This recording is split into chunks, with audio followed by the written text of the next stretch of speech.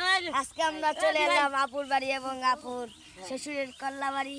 আজকে আমরা দেখতে পাচ্ছি যে কল্লা, এই যে দেখতে পাচ্ছেন অনেক বড় বড় কল্লা, এই যে দেখতে পাচ্ছেন। এখানকার জায়গার নাম হলো জঙ্গলিপাড়া। জঙ্গলিপাড়ার কল্লাও সেই মজাদার আছে। এই যে দেখতে পাচ্ছেন, এই যে দেখতে পাচ্ছেন কল্লা জঙ্গলিপাড়ার একের মাল দেখতে পাচ্ছেন তো আপনারা। এই জঙ্গলিপাড়ায় আগে মানে বাঘ বেড়াইছিল, অনেক কিছু বেড়াইছিল, এখন তো শিয়ালও বেড়াচ্ছে। দেখতে পাচ্ছেন অনেকগুলো কল্লা, এই যে দেখতে পাচ্ছেন, এই যে জঙ্গলিপাড়ার কল্লা। দেখেন কি বড় বড় জিনিস এসেছি আমরা এই যে জঙ্গলিপাড়ার কল্লা নিতে।